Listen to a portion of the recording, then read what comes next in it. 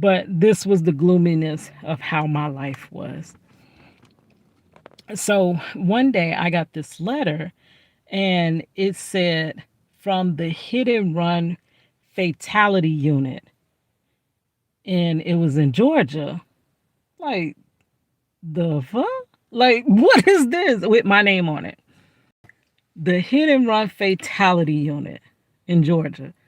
Mind you, I live in Orlando, Florida. I don't live in Georgia. Nowhere near Georgia at all. We about what, 8 hours apart? So I'm like, what the jail is this? So I get the little thing and I'm like, I call it, I call the number, boop, boop, boop, boop, boop, boop, boop, boop, and the phone rings. Then it picks up. Hello, Hit and Run Fatality Unit. I'm like, huh? Like what? Okay, so then I spoke to them and I'm like, I got this thing saying that this is about my accident. What accident? I have not been in no accident. Like, what are you talking about? And they said, yeah, it was a hit and run that, and I'm like completely confused. I'm like, this is not me. I don't get this. Yeah, it got your name on it, basically. So this starts my identity theft. 2003, I was a victim of identity theft. And that's how I found out from that thing saying this is the report from the Hit and Run Fatality Unit, right? So after that, it was crazy. I started, and this is before they had all those ID lock and this and that to monitor your credit and stuff like that. Nobody really, identity theft was a new crime. It was a very new crime, which they probably been doing this forever, but police were claiming they didn't know what was what. So I did file a report saying that this is not me and stuff like that. So I had my initial police report, and I ended up just getting bills in the mail from everywhere. And I'm like, I got a hospital bill, big, huge operation bill. And I'm like, I don't live in Georgia. What are y'all talking about? Why are you sending me a bill for some operation? Number one, if you want to check my body, I have not had no operations. I hadn't even had my carpal tunnel surgery yet. So I hadn't had no operations. So I don't know why you're billing me for operations in Georgia. I live in Orlando, Florida. So that bill came, and the only way I was able to dispute that and they take that off my credit was because the day that the service of the operation was done was my first day in school, in hair school. So when I seen that date, I'm like, there's no way I know I didn't have no operation. But I was like I could show you my school records. Like I literally had to find my school, get my the secretary of my school to send records showing that I was in class. Like I was in attendance in class, and I wasn't in no operation. So, and then what they were trying to say with the hit and run, that they were saying, and I'm like, I wasn't even, what are you talking about? I work here, I go to school here. How could I even have time to be in Atlanta getting in car accidents, having surgeries and stuff? And what they told me is it's not that unreasonable that you could have got off of your night shift, drove all the way to Georgia, and then drove back, did whatever, got into whatever accident, had your surgery, and then drove back that day to make it to work the next day. And I'm like, how y'all? That's when those investigators be making them puzzle pieces fit. That's a stretch. How in the I guess that could have been possible in some type of life form. I was going to drive all the way to Georgia. Now that's 8 hours and 8 hours back. So literally, once I got off work, I would have had to start driving to Georgia right then, get into the accident, have the surgery, and then return right back and to make it to work on time. It made no sense, but they kept saying that yes, it is so, because they would say that they're gonna have their fraud department investigated, and every time the fraud departments would investigate, they would come back that it's me. I'm like, what type of investigation y'all doing when it doesn't even? How could that be me? You know what I'm saying? But they were still trying to stick me with that stuff. So end up the operation was taken off because there was like, yeah, she was in school. There's no way, because I went to school in the evening. If I was in school and work, there now the time frame is shorter. There's no time to be at both, right? So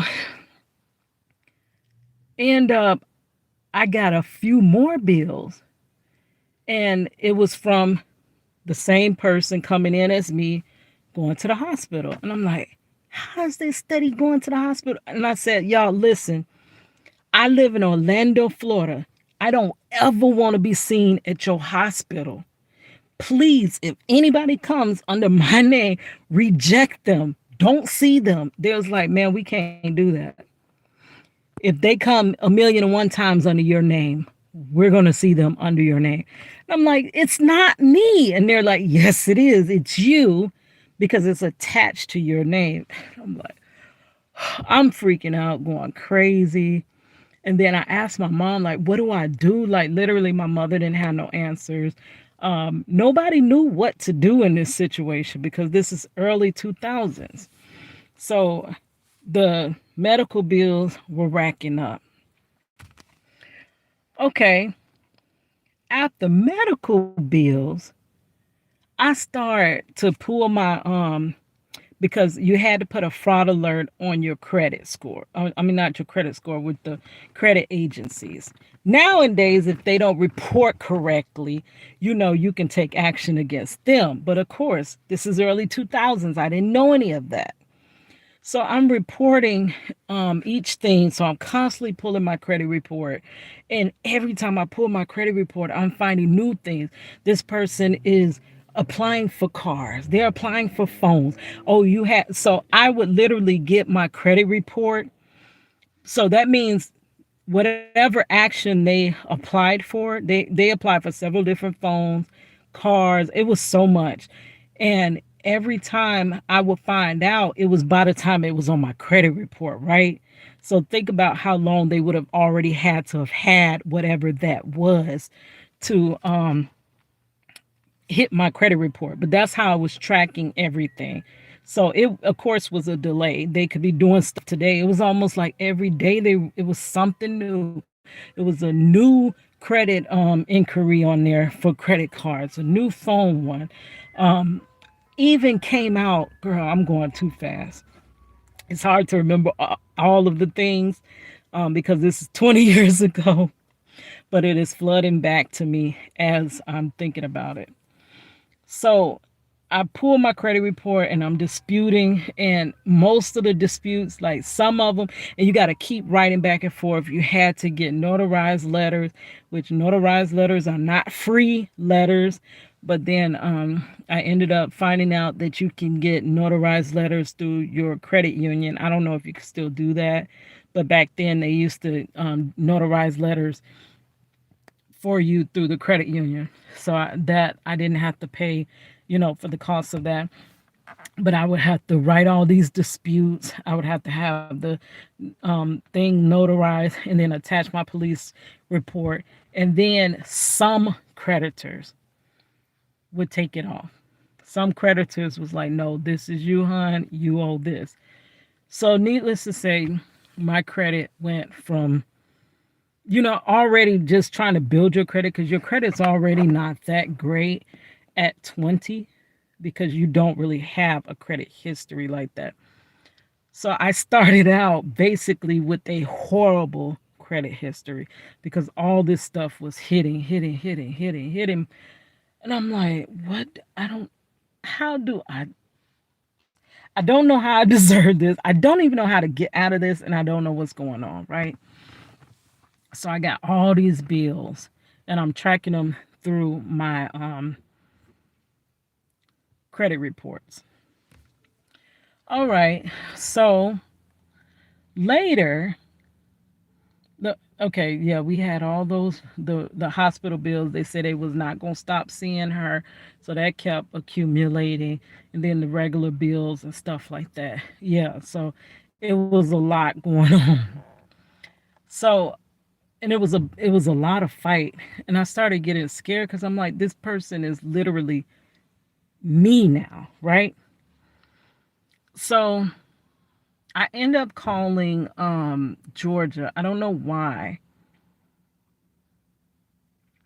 I ended up calling Georgia,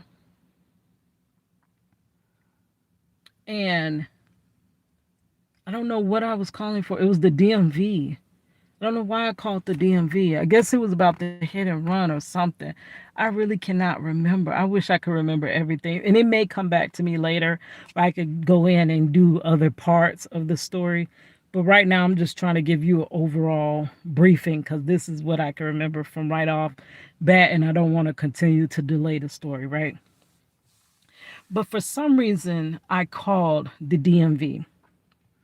And upon calling the DMV, they looked for me. I gave them my social, I gave them my name, and they couldn't find me. There's like, so how are you getting these bills and stuff like that? And I'm like, I don't know, but this is crazy. It doesn't make no sense to me. Okay, so further looking through, they said, "Oh, we know what happened. Congratulations, you just got married." I got married. Now my husband is in prison. Girl, who I got married to? There's like, yes, you just got married. We see right here where your name went from blank Dixon to blank, an African last name. I'm like, huh? No. And then they continue to call me by Miss and then the African last name. I'm like, you got to freaking be kidding me. So this person literally had got married under my name. I was married to an African man for years that I've never met. Never met. So then I'm like, I'm going crazy because I'm like, this person must really, truly, they're acting out who I am. And I used to watch a lot of them Lifetime movies. Once you want somebody's life, you really want somebody's life, you have to get rid of the original. So I'm thinking, what happens if they try to come after me? And then I was like, what if they got arrested, or they did something and my name was given, and the police told me, "Yep, we coming to arrest you." And I'm like, I ain't. Look, I'm trying to tell you this is not me, but you mean to tell me if she does something and gives my name, I'm getting arrested? Yep. Just hope she don't do it. I'm like, what? I like literally this is not making any sense to me, and I don't know where to go. Couldn't afford no lawyer. I at that time had a legal aid lawyer, but even her, she was like, "This is new. I really don't know how to do anything for you, to be honest." So she didn't do too much. But sometimes, like, letters being written from a lawyer is more credible to them than me writing the letter. So it helped with some little things, but it didn't solve my problem. Okay, so I was like, but what if she really, because this started making me like paranoid.